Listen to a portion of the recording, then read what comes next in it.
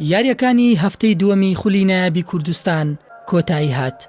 لە یەکێک لەو یاریانە سیروانی نوێ لە سەر یاریگای زانکۆ میوانداری لە پێشمەرگەی هەولێر کرد. کوڕانی شاری سلێمانی لە نیوەی یەکەم باستێکی بەرزەوە هاتنە نێو یاریگا. لە خولەکی چوار سوهەیب تەها گۆڵ یەکەم و پێشکەوتنی سیروانی نوێی تۆمار کرد. پاشان هەر سوهەیب تەها لە خولەکی سیانزە ئەنجامەکەی بۆ سیروان دوو هێندە لێ کرد. پێش کۆتایی هاتنی نیوەی یەکەم ئەیا دیاری واژووی لەسەر گۆڵی سێمی سیروانی نوێ کرد.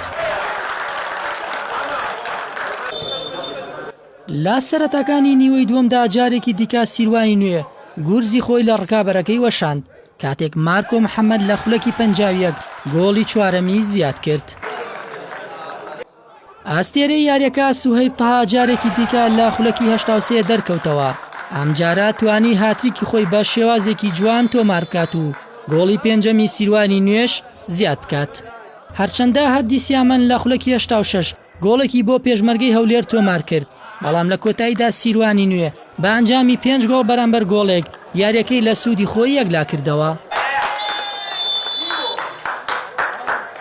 ئێمە چ یاریزانەکان چ ئێمە لە ژووری جلگۆڕینا بەڵێنی ئەومان نابوو کە سێخاڵی یاریەکە بەدەست بێنین. ئێمەش ئەو پلانەی کە دامان نابوو زۆر بەباشی یاریزانەکان توانیان جێبەجێکەن و لە ئامانجی شاتوانیمان یارەکە بەرینەوە. بە تایبەتەوەی کە ئەلحەمدوللا هاتریکی ترن تۆمار هێوەزی ڕابردووی ڕەحمان شێوە بوو. تۆم لێ پێشمەرگە ڕکابەرێکی ئاسان نەبووە، بەردەوام لە خولی بچنا ڕقەمێکی گەورە بووە. وەک کاپتن ئاماژەی پێەیە لە ژووری جلگۆڕین هەموومان وعدێکمان بە یەکدا هەم ستافی ڕاهێنەران و هەم یاریزانەکان و ئیدارە بە هەموومانەوە ئینشاڵڵا بتوانین قەرەبووی شکستی یاری ڕابردوومان بکەینەوە. سپاس بۆ خواتوانیمان سەرکەوتنی گەورە بەدەستبێن. سەرتا یاریەکە دەتوانم لێ زۆر بە خراپی دەستمان پێ کرد، لە ڕۆژی خۆمان نەبووین.